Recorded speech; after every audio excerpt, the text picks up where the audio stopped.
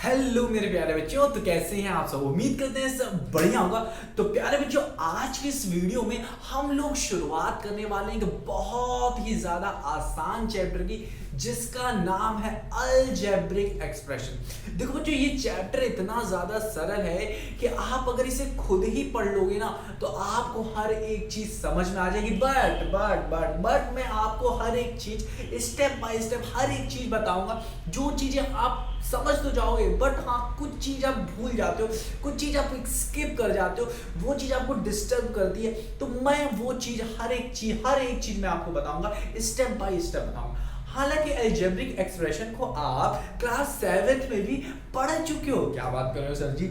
हाँ बच्चों, आप अलजेब्रिक एक्सप्रेशन को पढ़ चुके हैं। यहाँ पे हम लोग थोड़ा कुछ उसका एडवांस चीज देखेंगे। जैसे हम लोग ने प्लस माइनस सीख लिया है वहां पे, अब हम लोग यहाँ पे मल्टीप्लीकेशन देखेंगे कि भाई साहब अलजेब्रिक एक्सप्रेशन को मल्टीप्लाई कैसे करते हैं। यहाँ पे मैं हालांकि आपको बताऊंगा प्लस कैसे करते हैं अलजेब्रिक एक्सप्रेशन को, ऐड कैसे करते हैं। तो टेंशन मतलब सारी टेंशन मुझको दे दो, सारी टेंशन मुझको दे दो।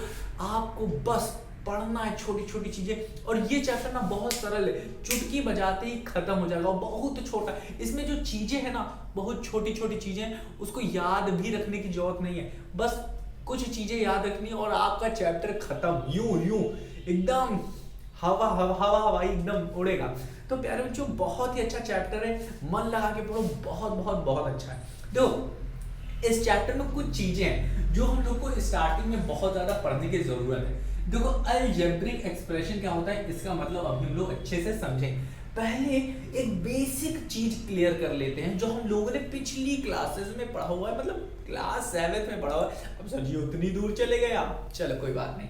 आज के इस वीडियो में जो ये वाली वीडियो है, पहली वीडियो है, आज हम लोग बस फील लेंगे भाई साहब कि अलजेब्रिक एक्सप्रेशन होता क्या है, होता क्या है।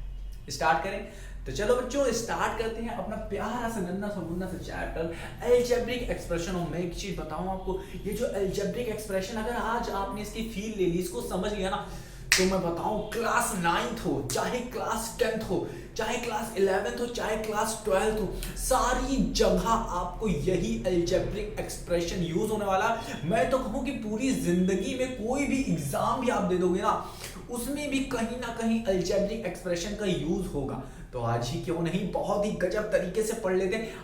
मैं सच बताऊं, क्लास 12th के बच्चे और क्लास 10th के बच्चे, क्लास 9 के बच्चे, क्लास 11 के बच्चों को इस अलजेब्रिक एक्सप्रेशन को करने में दिक्कत आती है। क्यों? क्योंकि उनका बेसिक क्लियर नहीं होता है। और आज वही बेसिक आपकी नींव पूरी हम लोग मजबूत करने वाले हैं। तो प्यारे नन्हे मुन्ने बच्चों, चलिए हम लोग स्टार्ट करते हैं बिना किसी डिस्टर्ब के, बिना किसी दिक्कत के।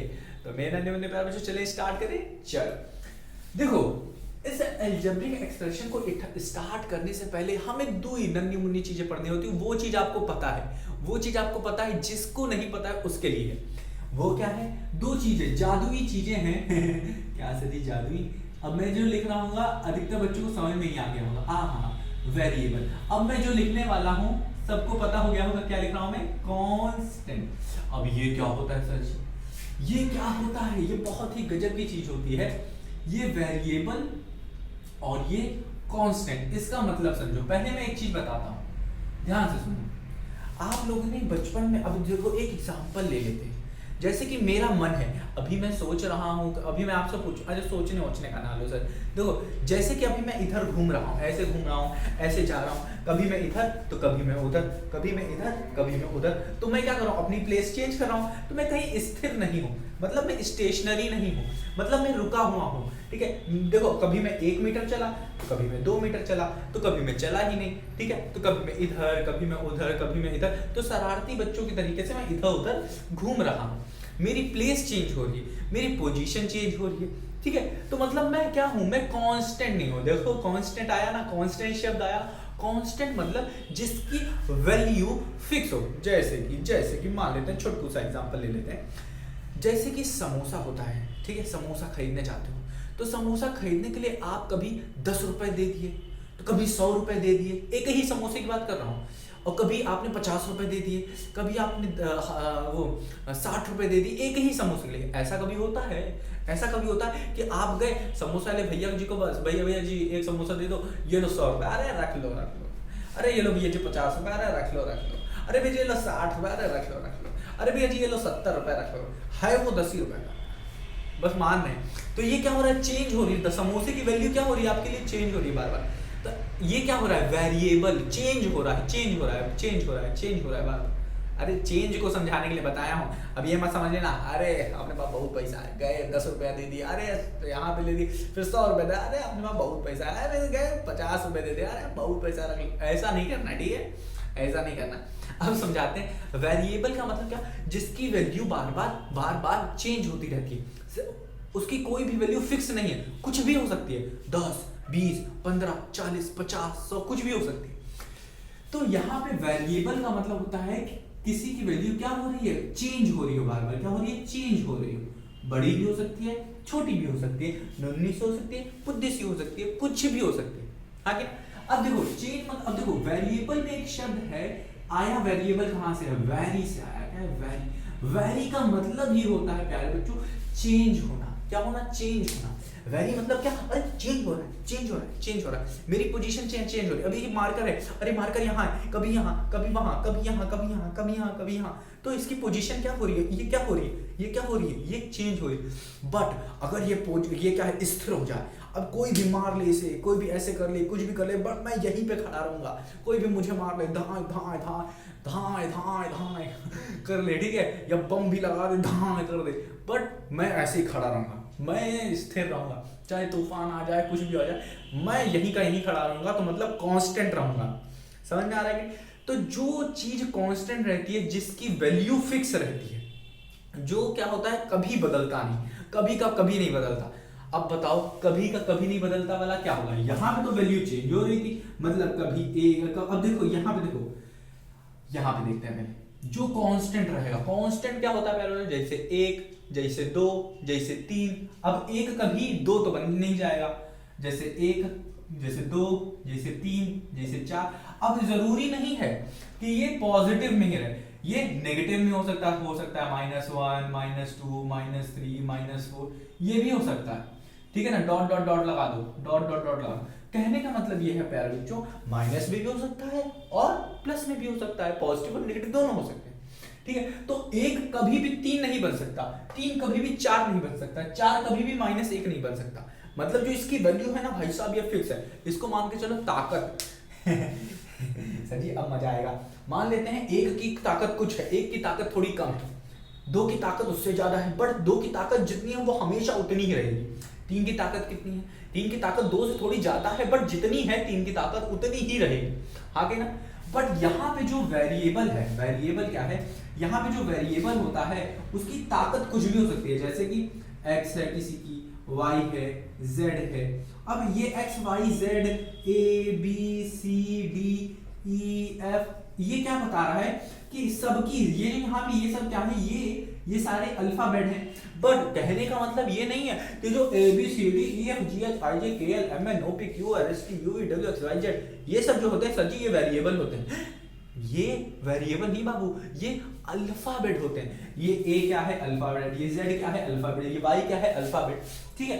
बट इसके अंदर जो वैल्यू स्टोर हो रही है वो 1 भी हो सकती है, 2 भी, 3 भी, 4 भी, 5 भी, 6 भी, 7 भी, 8 भी, 100 भी, 1000 भी, लाख भी, ठीक है, लाख भी हो सकती है, करोड़ भी हो सकती है, बिलियन, ट्रिलियन, ठीक है, मिलियन, कुछ भी हो सकती है, कुछ भी। तो x क्या कर रहा है, x क्या कर रहा है प्यारे बच्चों, x कोई भी दुनिया की कोई भी वैल्यू हो, दुनिया की सर ये बहुत ज्यादा हो जा रहा है, थोड़ा लिमिट हो जाओ, बहुत ज्यादा खो गए हो आप, चलो यहाँ पे।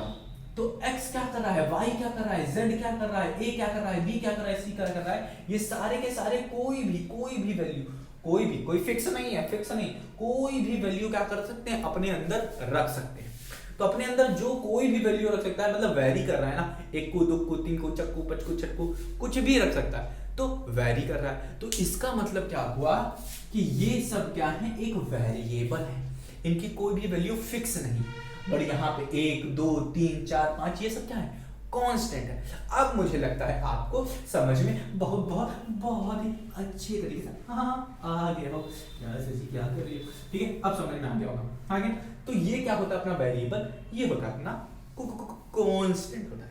अब देखो वेरिएबल और कांस्टेंट, अब सर जी अपने आपने तो मुझे बहुत अच्छे तरीके से बता दिया वेरिएबल क्या होता है, ये कांस्टेंट क्या होता है। अब देखो अब हम लोग पढ़ने क्या वाले हैं चैप्टर में, ये छोटी सी चीजें थी जो आपको मुझे बतानी है। अब हम लोग पढ़ेंगे, यहाँ से हम लोग सीधे सीधे पढ़ेंगे ये भाई साहब टर्म क्या होता है, ये भाई साहब एक्सप्रेशन क्या होता है, ठीक है ना। समझते रहो देखते रहो, टर्म कितने तरीके के होते हैं, टाइप्स ऑफ टर्म कितना होता है, एक्सप्रेशन क्या होता है। अब सुनते रहो, फैक्टर्स क्या होते हैं, फैक्टर्स क्या होते हैं, ठीक है। कोफिशिएंट, कोफिशिएंट क्या होता है, स्पेलिंग देख लेना, कोफिशिएंट क्या होता है, ठीक है। Monomial, monomial, binomial, binomial, trinomial, trinomial, like और अनलाइक टर्म क्या होते हैं, लाइक और अनलाइक टर्म्स क्या होते हैं, ठीक है। अरे टर्म्स जी, टर्म्स क्या होते हैं। अब एक्सप्रेशन का सुनो अलजेब्रिक एक्सप्रेशन कह लो या एक्सप्रेशन कह लो, अलजेब्रिक एक्सप्रेशन को बस इतना ही समझना है अपने को, कुछ नहीं, छुटकी चीजें।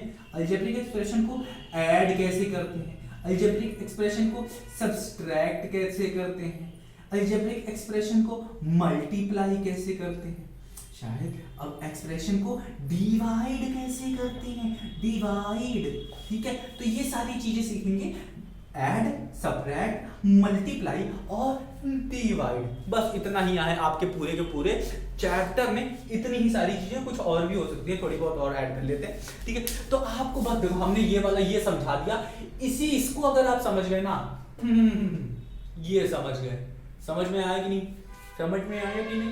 तो उम्मीद करता हूं कि आपको वेरिएबल समझ में आ गया होगा, ये कांस्टेंट भी समझ में आ गया, छुटकी सी पुद्दी सी चीज थी, आ गया होगा। अब देखो अब हम लोग एक एक उठाते हैं, यहाँ से एक उठाते हैं। तो इसको रब करने का ना करो सर जी, मजा आ रहा देखने में। अरे मैं रब कर देता हूँ इसे, एक को भी रब कर देगा, चलो रब कर देते हैं। हाँ सर जी बड़ा मजा आ गया, इसे रब कर दिया, एक्स वाई जेड, बस इतना पुद्दू से लेंगे। अब देखो प्यारे बच्चों, अगर मैं आपसे कहूं कि ये जो वेरिएबल यहाँ पे लिखा है ये खुद में ही एक टर्म है, ये खुद में ही एक टर्म है, ये क्या मतलब, ये कांस्टेंट है, ये भी एक टर्म है, क्या है। अब इसका ये अगर कभी भी लिखा है सिर्फ x, तो इसको वेरिएबल भी पढ़ सकते हो, इसको कांस्टेंट नहीं पढ़ सकते, इसको क्या पढ़ सकते हो, इसको वेरिएबल पढ़ सकते हो। अब यहाँ पे अगर लिखा है 2, तो इसको वेरिएबल पढ़ सकते हो क्या, ना, इसको क्या पढ़ोगे, कांस्टेंट। बट जब भी हम लोग टर्म की बात करते हैं, क्या टर्म की, अब इसको मैं थोड़ा सा रब करता हूँ, इसको थोड़ा सा रब कर देते हैं, इसको थोड़ा सा रब कर देते हैं। अब देखो 3 तरीके के अपने टर्म होते हैं, कितने टर्म क्या होते हैं, 3 तरीके से, 3 तरीके, कौन कौन से होते हैं, ध्यान से देखो बाबू, देखो ध्यान से देखना, ध्यान, आंखें, कान, नाक, गाल सब कुछ खोलना। टर्म कितने तरीके के होते हैं, टर्म क्या होता है, अगर कोई बॉक्स ठीक है, अगर उसमें सिर्फ वेरिएबल हो, सिर्फ वेरिएबल, और अगर हो सिर्फ कांस्टेंट, ठीक। देखो ध्यान से सुनो, वेरिएबल का मतलब हुआ अगर इस बॉक्स में x है तो सिर्फ x है, सिर्फ, तो भी ये वेरिएबल। अगर सिर्फ y है तो भी ये वेरिएबल, अगर सिर्फ z है तो भी ये वेरिएबल, अगर सिर्फ a है तो भी ये वेरिएबल।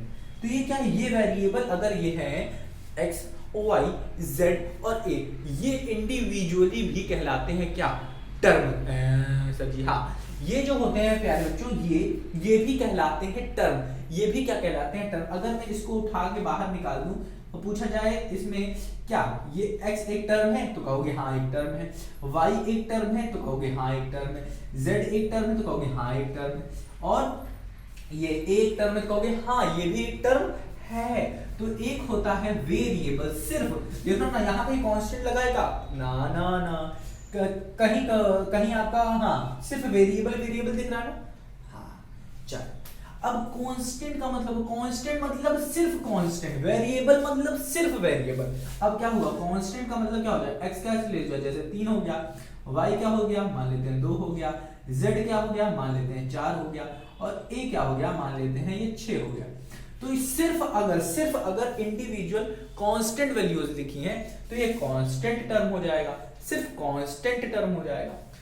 अब तीसरा क्या होता है, अगर एक वेरिएबल हो रहा है, दूसरा कांस्टेंट हो रहा है, तीसरा क्या हो जाता है, variable into constant, variable into constant. ये क्या होता है, अगर एक वेरिएबल लिखो, कोई भी जरूरी नहीं है एक ही हो वेरिएबल, ठीक है, इनटू कांस्टेंट, इनटू कांस्टेंट। अब वेरिएबल, और इस चीज को आप और करके कांस्टेंट इनटू वेरिएबल भी लिख सकते हो, कोई दिक्कत नहीं है, कांस्टेंट इनटू वेरिएबल। तो अगर मैं वेरिएबल x ले लूं, सर जी वाह, क्या x ही लोगे हमेशा, इनटू कर दूं, कांस्टेंट मान लेते हैं 4 ले लूं, तो ये क्या बन जाएगा, x इंटू 4 लिखो, या फिर इसका उल्टा मतलब कांस्टेंट टू वेरिएबल मतलब 4 इंटू x लिखो। दोनों का आंसर सेम आने वाला है। ई का आंसर बता दो आप, अगर ई का आंसर नहीं बताए ना तो बड़ी लाल कर देंगे हम आपकी। क्या बात कर रहे हो सर जी, ऐसी गंदी बात करते हो। 4 इंटू एक्स क्या हो जाता है प्यारे बच्चों, 4x हो जाता है। क्या होता है, 4x हो जाता है। और अब सर जी ये गलत तरीके से लिख लो, 4x कैसे हो जाएगा, x पहले है फिर 4, तो इसको x4 लिखो सर जी, x4 लिखो। क्या बात कर सर जी, कितना गंदा दिखा है। और 4 इंटू x लिखोगे, 4x लिखोगे। देखो दोनों का मतलब सेम है, ये दोनों का मतलब है कि ये दोनों एक दूसरे से मल्टीप्लाई हो रहे हैं, इसका भी मतलब क्या है कि ये दोनों एक दूसरे से मल्टीप्लाई हो रहे हैं। तो ये 4x को कुछ और नहीं, इसे 4x ही लिखोगे आप। और ये तो भाई साहब 4x है, मतलब कहने का मतलब लिखा है कि जो नंबर होता है ना बाबू, उसको क्या करते हैं, अच्छा दिखाने के लिए उसको क्या लिख देते हैं, पहले लिख देते हैं। क्या लिख देते हैं, पहले लिख देते हैं। और जो अपना वेरिएबल होता है उसको बाद में लिख देते हैं। क्या, बाद में लिख देते हैं, तो थोड़ा अच्छा दिखता है। तो चाहे x4 लिखो चाहे 4x लिखो, दोनों का मतलब एक ही। तो अब मुझे लगता है आपको थोड़ा समझ में आया होगा। भैया अपना वेरिएबल एकदम बैठ गया दिमाग में, कांस्टेंट एकदम आ गया अपने दिमाग में। अब देखो हमने समझा टर्म कैसे कितने होते हैं, 3 तरीके के। अगर सिर्फ वेरिएबल दिया है तो वो भी एक टर्म कहलाएगा, अगर सिर्फ कांस्टेंट दिया है तो वो भी एक टर्म कहलाएगा, और अगर वेरिएबल इनटू कांस्टेंट दिया तब भी वो टर्म कहलाएगा। अब सुनो, जरूरी नहीं है कि एक ही वेरिएबल हो, जरूरी नहीं है कि एक ही वेरिएबल हो। अब ये क्या हो सकता है, वेरिएबल्स हो सकते हैं, वेरिएबल्स हो सकते हैं, ये कांस्टेंट्स हो सकते हैं। ठीक है ना, समझ में आ रहा है कि नहीं, कांस्टेंट्स वेरिएबल। अब मैंने ऐसे क्यों लिखा, ऐसे क्यों लिखा, क्या बात कर रहे हो सर जी। अब ये देखो, ये भी क्या हो सकता है, वेरिएबल्स हो सकते हैं, कांस्टेंट्स हो सकते हैं। अब देखो ध्यान से सुनना, वेरिएबल्स क्यों कहा, हाँ क्यों, क्योंकि जो वेरिएबल्स है, अब देखो ये टर्म की बात कर रहे हैं, ये कैसे लिखे जा सकते हैं, x के साथ साथ इनटू में y भी हो सकता है, मतलब x into y into z, क्या लिख सकते हो उसको, x y z। तो ये पूरा अगर मल्टीप्लाई में लिखा हुआ है वेरिएबल, अगर मल्टीप्लाई में लिखा हुआ है तो इसे क्या कहते हैं कि एक टर्म है, ये क्या है, वन टर्म है, ये क्या है, वन टर्म है, एक ही टर्म है। ठीक है ना, अगर लिखा हुआ है, अब देखो अगर कांस्टेंट लिखा है 3 इंटू 5 इंटू 7, अरे 7 इतना बहुत ज्यादा लिख लेते हैं, इंटू 2, तो इसको 1 2 और 3 नहीं पढ़ोगे, एक टर्म 2 टर्म 3 टर्म नहीं पढ़ोगे, इसको 1 टर्म 2 टर्म 3 टर्म नहीं, इसको मल्टीप्लाई में जब लिख जाएगा तो सबको एक ही टर्म बोलेंगे, सबको मल्टीप्लाई करके क्या है, x y z, तो इसको पूरे को एक ही टर्म मानेंगे। याद रखना, जब मल्टीप्लाई की बात होती है, जब सब मल्टीप्लाई हो जाते हैं तो एक ही टर्म कहलाते हैं, अगर मल्टीप्लाई में लिखा, अगर प्लस में लिखे, प्लस में, तब 2 टर्म कहलाएंगे। अभी दिखाते हैं, तो ये सब मल्टीप्लाई करोगे, ये सबको तो क्या आने वाला है अपना 30 आंसर आ जाएगा। तो ये 30 क्या है प्यारे बच्चों, ये एक टर्म है, क्या है, एक टर्म है। अब 1 2 3 ऐसे नहीं कहोगे, ठीक है ना। तो ये तो कांस्टेंट्स का मतलब, ये देखो ये सारे कांस्टेंट लिखे हैं मल्टीप्लाई में, बट ये हमें मल्टीप्लाई करने के बाद एक ही कांस्टेंट लिखे। वेरिएबल्स का मतलब सारे वेरिएबल्स लिखे हैं यहाँ पे x y z, बट ये मल्टीप्लाई में अगर लिखे हैं तो ये सीधे सीधे एक ही टर्म कहलाएगा। समझ में आया कि नहीं, आया कि नहीं। बट यहाँ पे वेरिएबल कितने हैं, 1 2 और 3 वेरिएबल है, कितने, 1 2 और 3 वेरिएबल, कितने हैं, 3 वेरिएबल है यहाँ, ठीक है ना। इसीलिए मैंने लिखा वेरिएबल्स एंड कांस्टेंट। तो यहाँ पे x वेरिएबल इनटू कांस्टेंट ऐसे भी लिख सकते हो, और क्या हो गया, x इंटू वाई, वेरिएबल्स है तो x की जगह y भी आ सकता है, फिर y के साथ z भी आ सकता है, कांस्टेंट इंटू मतलब 3 भी हो सकता है, 4 भी हो सकता है और 5 भी हो सकता है, हाँ कि ना। तो ये पूरा अगर हमारा बन रहा है तो कितने भी वेरिएबल लिखे जा सकते हैं क्योंकि वेरिएबल्स है, कितने भी कांस्टेंट लिखे जाते हैं क्योंकि कांस्टेंट से कितने भी कांस्टेंट लिख लो, हाँ कि ना, समझ में आ रहा है। वो हमको क्या देने वाला है, एक टर्म देने वाला है, क्या देने वाला है। तो उम्मीद करता हूं अब आपको कि टर्म का मतलब बहुत अच्छे तरीके से समझ में आ गया होगा कि ये भाई साहब टर्म होता क्या है, ठीक है ना। अच्छे समझ में आया, अच्छे समझ में आया। तो यहां से मैं समझता हूं कि कुछ चीजें आपको अच्छे समझ में आ गई हो, वो क्या है, टर्म। अब देखते हैं बाबू एक्सपीरिएशन क्या होगा, एक्सपीरिएशन क्या होगा। देखो मैं एनसीईआरटी की सारी चीजें आपको पढ़ाऊंगा, बट यहाँ पे थोड़ा फील ले लेते हैं जो कि बहुत ज्यादा इंपॉर्टेंट है, जो कि आपका यूज होगा कहाँ यूज होने वाला, चैप्टर को सॉल्व करने में, चैप्टर की हर एक चीज सॉल्व करने में, ठीक। अब देखते हैं यहाँ पे छोटी सी चीज देखते हैं, वो क्या होता है, एक्सपीरिएशन। क्या होता है, एक्सपीरिएशन कह लो या अलजेब्रिक एक्सप्रेशन कह लो, ठीक है, वो देखेंगे। एक्सप्रेशन कह लो, ठीक। सर जी सही से बोला करो भाई, ठीक। चलो अब देखो ये जो हमें मिल रहा था x, ये मिल रहा था x इंटू वाई, हाँ कि दो क्या हुए, दो वेरिएबल मल्टीप्लाई हुए हैं, ये इसको क्या कहोगे, अब देखो x into y into z. अब इसमें अगर मैं कहूं बाबू ये एक टर्म है तो प्यारे बच्चों का हाँ ये सर की बात एक टर्म। अब x और y अगर मैं कहूं सर बाबू ये एक टर्म है, तो काफी बच्चे कहेंगे नहीं सर ये तो दो टर्म है। नहीं बाबू मैंने क्या कहा था आपसे, ये एक ही टर्म है, क्यों, क्योंकि ये दोनों बस मल्टीप्लाई हुए हैं, मल्टीप्लाई में लिखें तो बाबू यही एक टर्म कहलाएगा। और ये वाला बताओ x y z, सर जी यहाँ पे x y कितने वेरिएबल, 3 वेरिएबल है, ये तो 3 टर्म बन गया। नहीं बाबू ये कितने हैं, मल्टीप्लाई में लिखे हुए हैं, तो ये क्या कहलाएंगे, एक ही टर्म कहलाएंगे। अब इसी तरीके से अगर लिखा है 3x y z लिखा है तो ये क्या कहलाएगा, एक टर्म, दो टर्म या 3 टर्म। अरे बाबू यहाँ पे देखो सब मल्टीप्लाई में है तो ये क्या कहलाएंगे, एक टर्म कहलाएंगे, ठीक है ना। बट अब देखो यहाँ पे, अब देखो जादू क्या होने वाला है, जादू क्या होने वाला है यहाँ। अगर मैं इन सारे टर्म को पहले सुन लो, अभी एक्सप्रेशन की बात नहीं करें, सुन लो। अगर मैं इसको x को x लिखूं प्लस xy कर दूं, क्या बात है सर जी। तो एक तो भाई अब मैं आपसे पूछूं कि यहाँ पे कितने टर्म हैं, तो कहोगे सर जी मूर्ख समझ रखे हो क्या मुझको, अभी तो आपने बताया कि ये क्या है, एक टर्म, ये क्या है, एक टर्म, तो ये दोनों मिलके कितने हो जाएंगे, 2 टर्म। वाह भाई साहब, बस यही मुझे आपको समझाना था प्यारे बच्चों कि टर्म फाइंड करना, कि कितने टर्म है, ये आप बस फाइंड कर लो, बल्ले बल्ले हो गया, ठीक है, सबको समझ में आ गया। तो समझ में आया कि कितने टर्म है। अब मैं आपसे पूछता हूं यहाँ पे कितने टर्म है, अगर आपने ये बता दिया तो सब कुछ आ जाएगा। जैसे कि x plus x y plus x Y z plus 3x y z। अगर मैं ये देखो सबको प्लस में लिखना हूं, सबको प्लस में लिखना हूं, अगर मैं इन सब से पूछ लूं आपसे, बस मैं पूछ लूं आपसे कि बताओ इसमें कितने टर्म हैं, अभी जो किया था उसी से थोड़ा सा रिलेट कर लो, थोड़ा सा पिद्दू सा दिमाग लगा लो। देखो अगर मैं ये चीज पूछ देता हूं आपसे तो आप क्या कहो, जो उस बच्चे ने आराम से सुना होगा ना वो बता देगा, मुझे पता है वो होशियार बच्चा है, ये बताएगा कि वो ये सर जी एक टर्म है, ये सर जी दूसरा टर्म है, हाँ क्या, क्योंकि ये सब तो मल्टीप्लाई में लिखे हुए हैं, ये भी मल्टीप्लाई में लिखा है तो ये तीसरा टर्म है, और ये चौथा टर्म, क्या है, चौथा टर्म। तो टर्म समझ में आ गया। अब किसी ने पूछा इसमें कितने टोटल टर्म है, तो क्या कहोगे, यहाँ पे 1 2 3 4 4 टर्म है, 4 टर्म्स हैं, ठीक है ना, समझ में आया कि। तो अब मुझे लगता है आप आइडेंटिफाई कर सकते हो कि ये टर्म्स हैं, क्या है, कौन कौन से। एक अब देखो ये जो मैंने लिखा था ना, ये लिखा था हमने इक्वेशन, ठीक है, इक्वेशन में ही हम लोग फाइंड करते हैं नंबर ऑफ टर्म्स, ठीक है। चलो अभी ये सब बकवास वाली बात छोड़ते हैं। मुझे लगता है आप फाइंड करना सीख गए, क्या फाइंड करना सीख गए कि टर्म क्या होता है, टर्म, बस यही समझाना था। टर्म समझ में आ गया तो सब कुछ समझ में आ गया। अब ध्यान से सुनना, कान खोल के सुनना। देखो जब हम लोग टर्म्स को ऐड कर देते हैं, जब हम लोग टर्म्स को ऐड कर देते हैं, ऐड कर देते हैं मतलब क्या, कंबाइन करके लिख देते हैं, कलेक्ट करके लिख देते हैं, कॉम्बिनेशन कर देते हैं, ये सब क्या बता रहे, देखो कंबाइन करके लिख दिया, या फिर मैं मान लेता हूं एक डब्बा कर दिए या एक झोला बना दिया मैंने, उसके अंदर डाल दिया मैंने, एक को उठाया ये लिया, एक को उठाया ये लिख दिया, बट प्लस में लिख दिया है मैंने, प्लस में लिख दिया, इधर उधर फेंका नहीं हुआ है, ठीक है।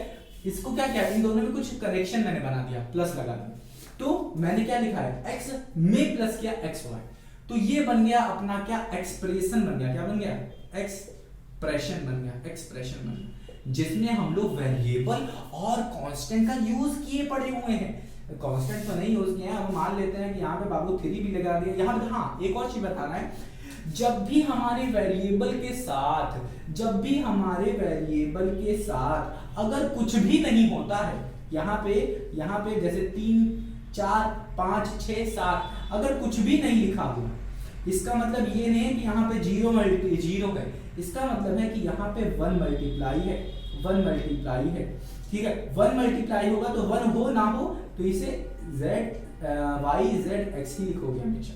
अगर 0 मल्टीप्लाई हो तो बाबू 0 से कितनी भी 10 को मल्टीप्लाई करो, 20 को, 100 को, 1000 को, 1 लाख को, तो वो क्या हो जाएगा, तुरंत वो 0 ही हो जाएगा, तो आंसर क्या आने वाला है, 0 ही आएगा। तो इतना याद रखना कि अगर कुछ भी नहीं मल्टीप्लाई है तो वहां 1 मल्टीप्लाई है, मतलब 1 है यहाँ पे, ठीक 1 है यहाँ। तो अगर अब देखो इतना समझ में आया कि नहीं, इतना समझ में आया कि नहीं। अब देखो जब भी कोई भी चीज मल्टीप्लाई हो जाती है, मल्टीप्लाई कर ऐड हो जाती है या सबट्रैक्ट हो जाती है, सुनते रहो, ऐड कर लो या फिर आप सबट्रैक्ट कर लो, x माइनस एक्स वाई लिख दो। अब और बढ़ाना चाहोगे तो आप और लिख सकते हो x y z कर सकते हो, हाँ कि ना। ये जो हमें मिलता है, ये जो हम लिख रहे हैं ना, ये क्या है, एक्सप्रेशन है, क्या है, एक्सप्रेशन है, ठीक। और इसको हम लोग अलजेब्रिक एक्सप्रेशन कहते हैं, क्या कहते हैं, अलजेब्रिक एक्सप्रेशन कहते हैं। उम्मीद करता हूं प्यारे बच्चों आ गया होगा। तो सीधे यहाँ पे क्या होगा, कलेक्शन हो रहा है, कलेक्शन किसका, किसका, क्या, टर्म्स का। तो कलेक्शन, ये भी एक टर्म है, ये भी एक टर्म है, ये भी एक टर्म, तो कलेक्ट कर रहे हैं ना, कलेक्ट, ऐड करो, सबट्रैक्ट करो, जो करना हो करो। तो क्या लिखोगे, कलेक्शन कर रहे हैं बाबू, कलेक्ट करके रख रहे हैं, collection of terms, terms is called नहीं, सेट भी कह सकते हो, कॉल्ड एक्सप्रेशन, एक्सप्रेशन या फिर अलजेब्रिक एक्सप्रेशन भी कह सकते हो। तो उम्मीद करता हूं 3-4 चीजें आपको समझ में आई, वेरिएबल, कांस्टेंट, टर्म अपने को बहुत अच्छे तरीके से समझ में आ गया, ठीक है ना। फिर हमने समझा अलजेब्रिक एक्सप्रेशन क्या होता है। अब यहीं पे थोड़ी सी चीज बता देता हूं, आगे भी पढ़ेंगे हम लोग, वो क्या पढ़ेंगे, इसको रख करें, चलो इसको रख करें, आगे भी पढ़ेंगे हम लोग, वो क्या है, यहाँ पे थोड़ा सा ऊपर से बता रहा हूं। जैसे कि अगर कोई भी टर्म लिखा है, टर्म जिसमें वेरिएबल भी है, कांस्टेंट भी, ले लेते हैं, कांस्टेंट मान लेते हैं बाबू, ये लिखा है 3, वेरिएबल मान लेते हैं, एक हो गया x, ये हो गया y, ये हो गया z, ठीक है। तो अगर मैं आपसे पूछूं ये क्या, कितना टर्म लिखा है, तो काफी बच्चे बताएंगे, काफी क्या, अब मुझे लगता है 99%, 1% कहां चला गया, मान लेते हैं कहीं वो बिजी था, ठीक है, नहीं पढ़ रहा था, तो उसने कहा यहाँ पे कितने, 1 2 3 4 टर्म है, तो ये गलत बात है। ध्यान से दो बच्चों, जो 1% वाले बच्चे हैं ध्यान दें, यहाँ पे क्या है, ये क्या है, पूरा का पूरा एक टर्म है, क्योंकि सब मल्टीप्लाई में लिखा हुआ है, सबके सब, तो ये एक टर्म हो गया।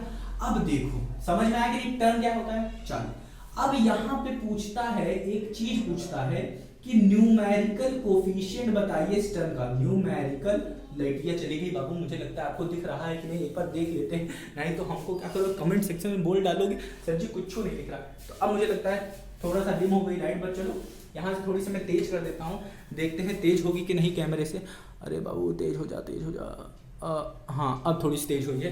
चलो उम्मीद करता हूँ बाबू आप लोग को दिख रहा होगा। अब देखो यहाँ पे एक वर्ड यूज होता है न्यूमेरिकल कोफिशिएंट, न्यूमेरिकल कोफिशिएंट, ये क्या होता है सर जी, ये क्या होता है। अब ये तो सुन के आप घबरा गए हो, तो कुछ नहीं होता, ये तो और सरल है, ये तो सबसे ज्यादा सरल है। क्या करना है, बस आपको टर्म देखना है और टर्म में देखना है नंबर। तो प्यारे बच्चों यहाँ पे देखो नंबर क्या है, 3। तो इस टर्म का न्यूमेरिकल कोफिशिएंट क्या है, 3। न्यूमेरिकल कोफिशिएंट क्या है, 3, या फिर इसे सिंपली कहते हैं कोफिशिएंट कहते हैं। क्या कहते हैं, कोफिशिएंट कहते हैं, या सिंपली कोफिशिएंट, सिंपल कोफिशिएंट कहते हैं, ठीक है।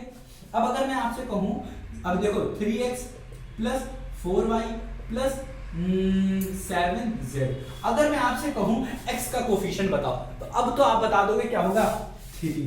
अब मैं अगर आपसे कहूं y का कोफिशिएंट बताओ, तो आप क्या कहोगे, 4। अगर मैं आपसे कहूं z का कोफिशिएंट बताओ, तो आप क्या कहोगे, 7। तो इसका हो गया 4, इसका हो गया 3।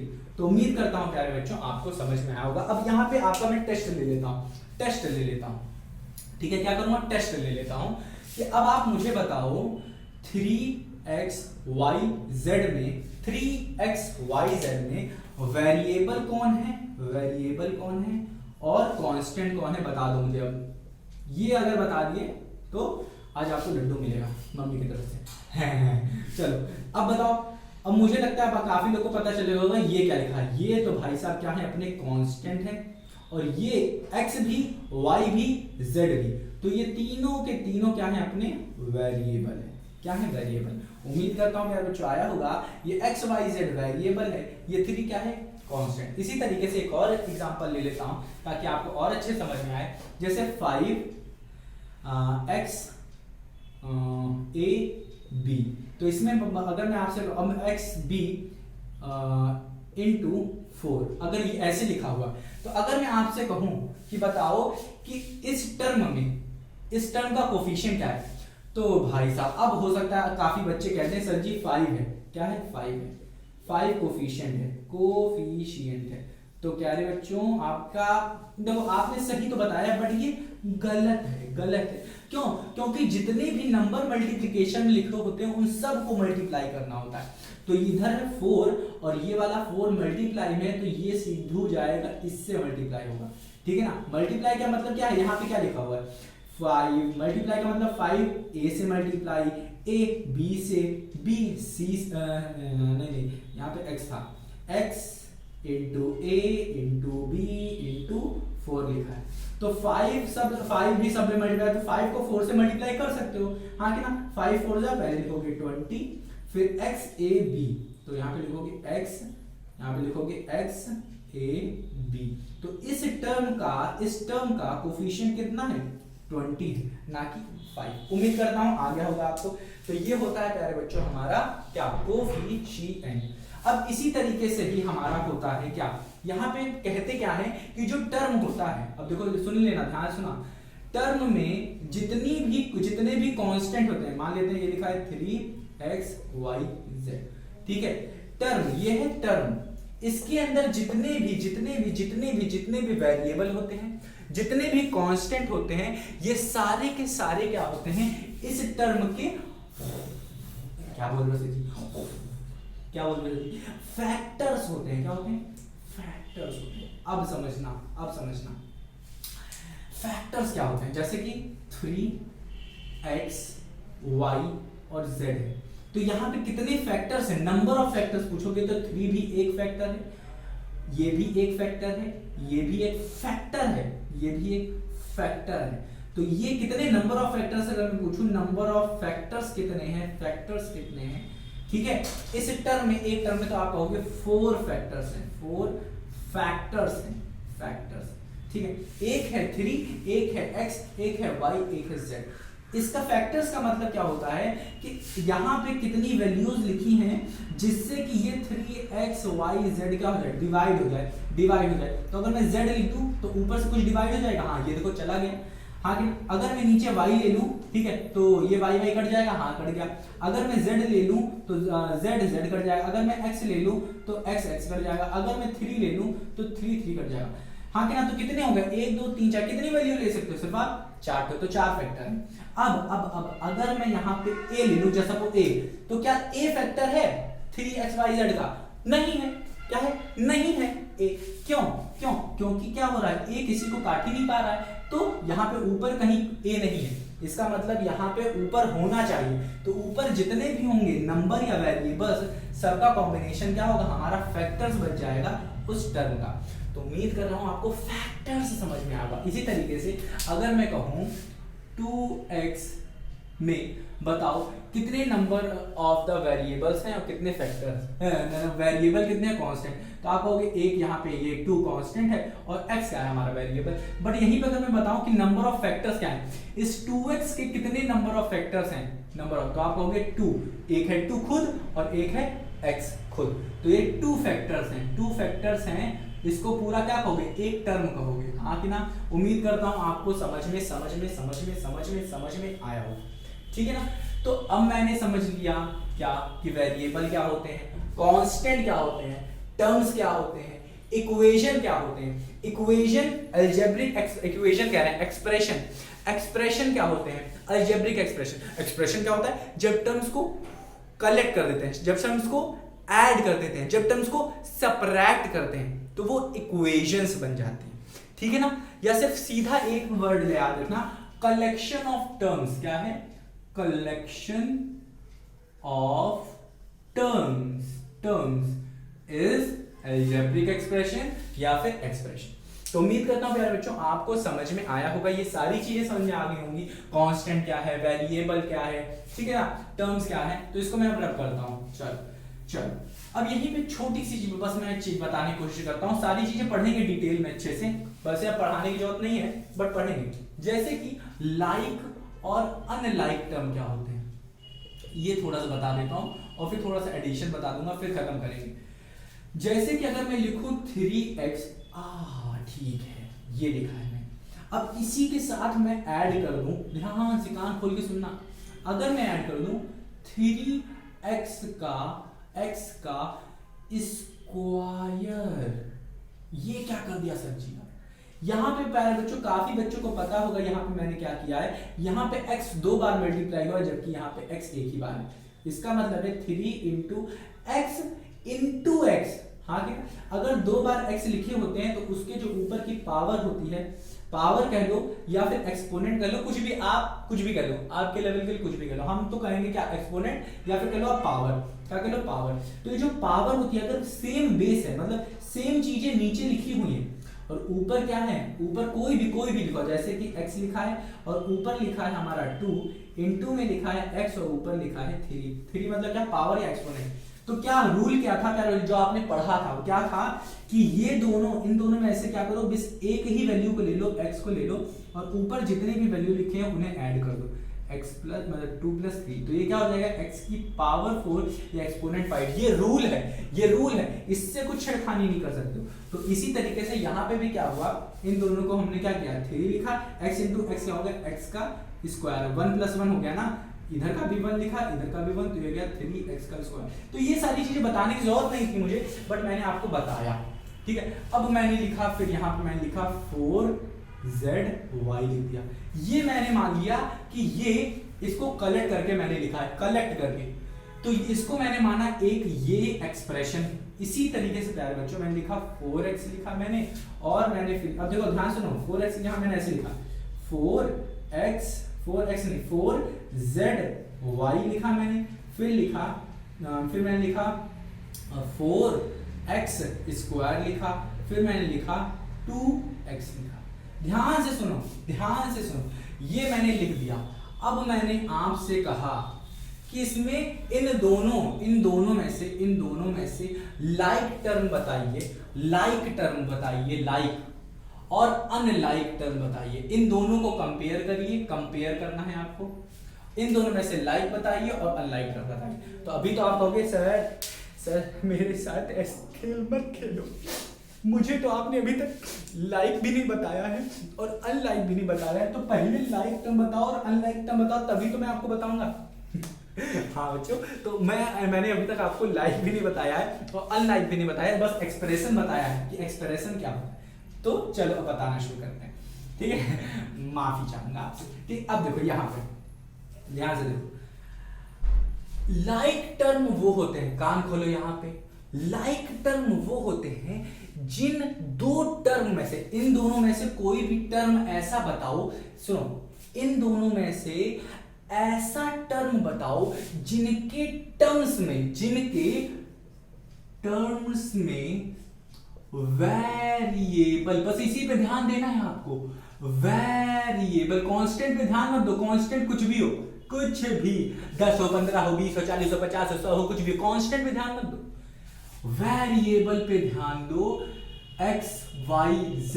सुनो, ऐसे दो, इन दोनों में से ऐसे दो टर्म बता दो जिनके वेरिएबल सेम हो, क्या हो, सेम, कार्बन कॉपी हो, मतलब जुड़वा भाई होने चाहिए, समझ लो, जुड़वा भाई होंगे। अगर जुड़वा होंगे मतलब सेम टू सेम, डुप्लीकेट कह सकते हो, अगर वेरिएबल डुप्लीकेट दिख रहा है दोनों टर्म में तो वो क्या है, लाइक लाइक मतलब क्या, सेम, सेम मतलब क्या, डुप्लीकेट, डुप्लीकेट मतलब कार्बन कॉपी, एकदम देख लो, अगर होंगे तो वो लाइक, अगर नहीं होंगे तो अनलाइक। अब समझ में आ गया ना, लाइक का मतलब क्या, सेम हो, सेम क्या हो, कांस्टेंट नहीं, वेरिएबल, क्या, वेरिएबल। तो अब मुझे लगता है अब आपको समझ में आ गया होगा लाइक और अनलाइक। चलो पहला उठा लेते हैं 3x। अब मैंने क्या कहा था, सिर्फ वेरिएबल देखो, देख लिए सर जी, यहाँ पे क्या है, वेरिएबल x, तो दूसरे इक्वेशन देखो क्या कहीं x है, x है, इधर तो नहीं है, यहाँ पे तो z है, y है, तो भाई साहब ये नहीं हो सकता क्योंकि ये तो जुड़वा नहीं है भाई। यहाँ पे तो x इंटू एक्स, हाँ यहाँ पे तो है बट यहाँ पे जुड़वा नहीं है क्योंकि यहाँ पे x इंटू एक्स है, x इंटू एक्स है, ठीक है, x इंटू एक्स है मतलब जुड़वा दो है यहाँ पे। अब अपने को सेम टू सेम चाहिए भाई, दो जुड़वा नहीं चाहिए अपने को। अगर एक जुड़वा ऊपर है तो नीचे दो जुड़वा नहीं चाहिए, अपने को एक ही जुड़वा चाहिए। तो इसका मतलब क्या होगा, सेम एक ही x चाहिए, ऊपर एक x यहाँ पे मिल रहा है, तो ये दोनों क्या हो गए, वेरिएबल को देखना है आपको, कांस्टेंट कुछ हो कोई दिक्कत नहीं, दो हो, तीन हो, चार हो, कुछ नहीं, कोई दिक्कत नहीं।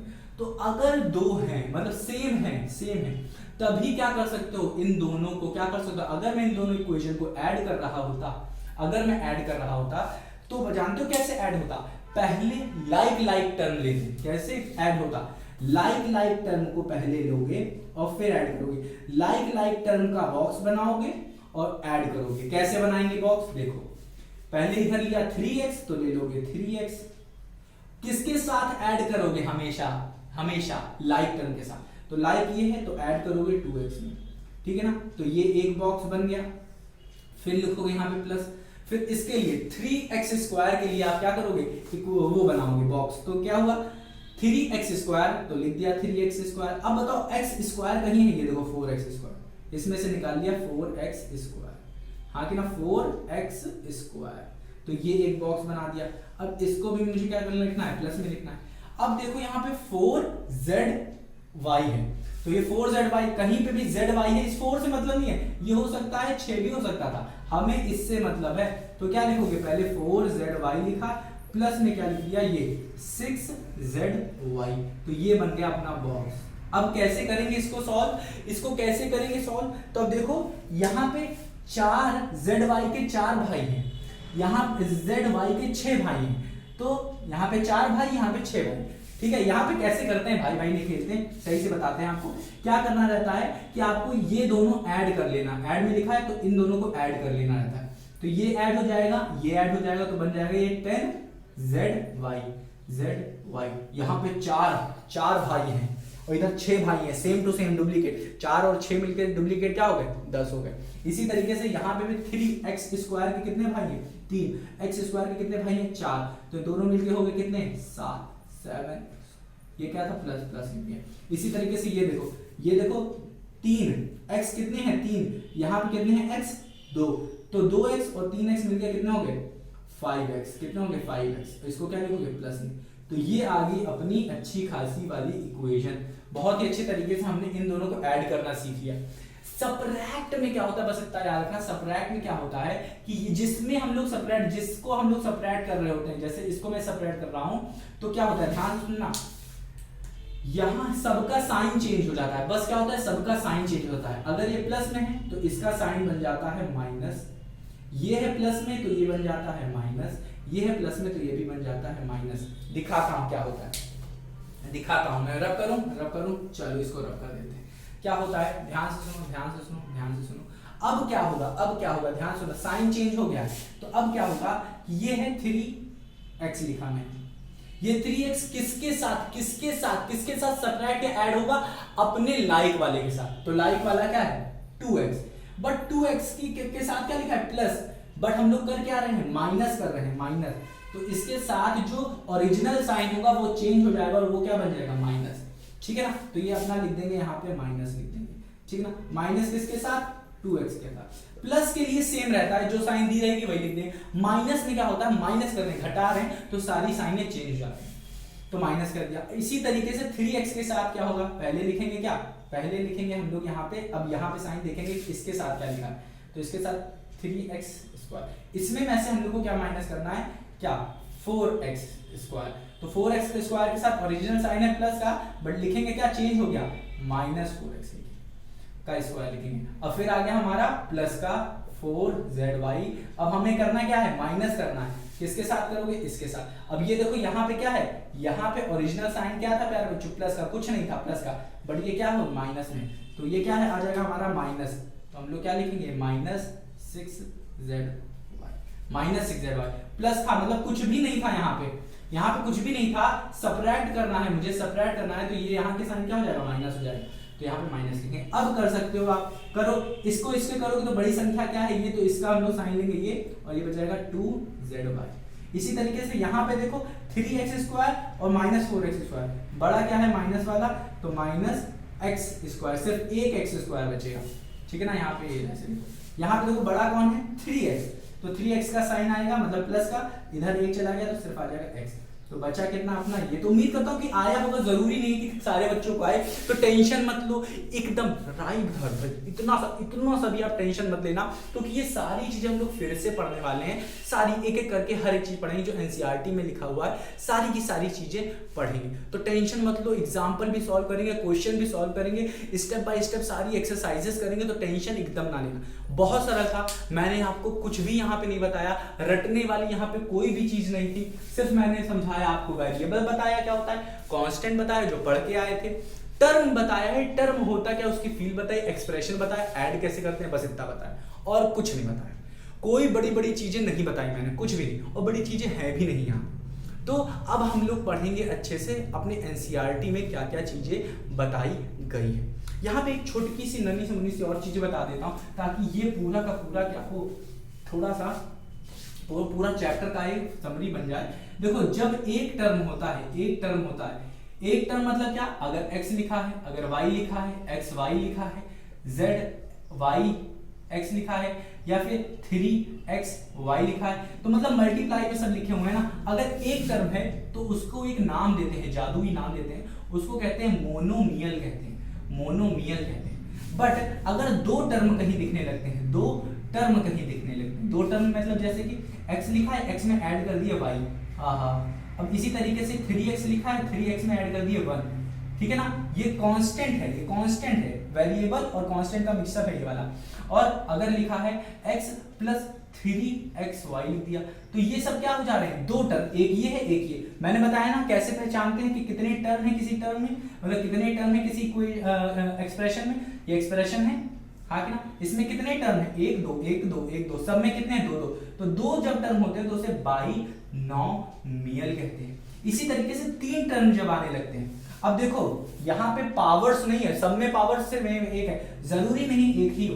अगर यहाँ पे 3x लिख दिया, मैंने 4x का स्क्वायर लिख दिया, फिर यहाँ लिखा मैंने 2xy लिखा, तो यहाँ पे आपको घबराने की जरूरत नहीं है, ये भी पूरा एक ही टर्म कहलाएगा, ये भी एक ही टर्म कहलाएगा, ये भी एक टर्म, तो मिलके कितने हो गए, तीन टर्म। तो जब तीन टर्म आने लगते हैं किसी भी एक्सप्रेशन में, तो उसे क्या कहते हैं, ट्राइनोमियल कहते हैं। आपके लिए सिर्फ तीन ही है, ठीक है। क्वाड्रिनोमियल मतलब चार हो जाएगा, चार टर्म होगा, जैसे कि 3x plus 4y plus 5z plus 6xy, ठीक है। अगर मैं ऐसे कर दूं तो ये क्या हो जाएगा, चार टर्म मतलब क्वाड्रिनोमियल, ठीक है, समझ में आ गई। अब देखो एक होता है पॉलिनोमियल, क्या होता है पॉलिनोमियल मतलब क्या होता है, एक से ज्यादा, मतलब दो से ज्यादा, एक से नहीं, दो से जब ज्यादा होने लगते हैं टर्म, तो उसे पॉलिनोमियल बोल देते हैं, सीधे पॉलिनोमियल बोल देते हैं, तो उसकी टेंशन ना लो, ठीक है, समझ में आ रही है।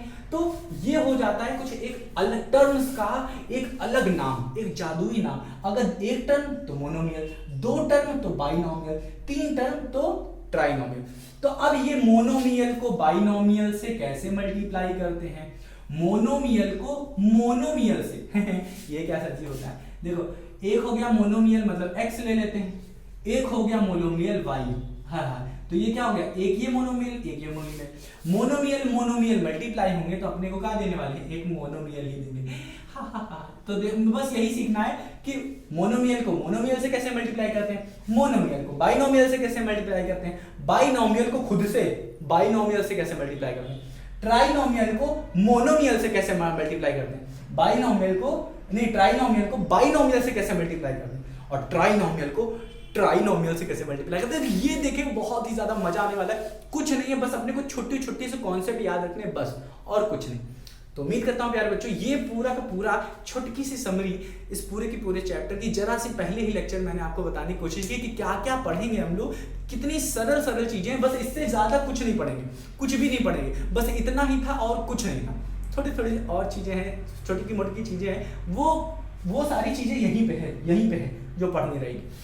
तो मेरे नन्हे मुन्ने प्यारे बच्चों उम्मीद करते हैं कि आपको ये वीडियो पसंद आई होगी। ये अलजेब्रिक एक्सप्रेशन बहुत ज्यादा मजा आने वाला है क्योंकि यहाँ पे कुछ पढ़ने के लिए है ही नहीं, याद रखने के लिए कुछ है ही नहीं। बहुत छोटी छोटी चीजें, आइडेंटिटी है, मतलब कुछ फॉर्मूले हैं 2-3 तो वो पढ़ने और कुछ नहीं। तो उम्मीद करते हैं मेरे नन्हे मुन्ने प्यारे बच्चों आपको ये वीडियो पसंद आई होगी, अलजेब्रिक एक्सप्रेशन के फील आई होगी, ठीक है ना। और मिलते हैं अपनी अगली वीडियो, तो अपना ख्याल रखना। और अगर जरा सी भी चीज ना समझ में आई हो ना तो एक बार इस वीडियो को फिर से देखना, आपको एकदम समझ में आ जाएगा। तो मिलते हैं नन्हे मुन्ने प्यारे बच्चों अपनी अगली वीडियो, तो अपना ख्याल रखना और इसको रिवाइज करना मत भूलना, क्योंकि अगर रिवाइज नहीं किया ना तो भूल जाओगे, ठीक है। तो मिलते हैं अपनी अगली वीडियो में, और वो बहुत ज़्यादा इंपॉर्टेंट होने वाली है क्योंकि हम लोग अब स्टेप बाय स्टेप हर एक चीज़ पढ़ेंगे जो NCERT में दिया है, page bye page, line by line पढ़ेंगे। तो मिलते हैं अपनी अगली वीडियो में, तब तक अपना ख्याल रखना।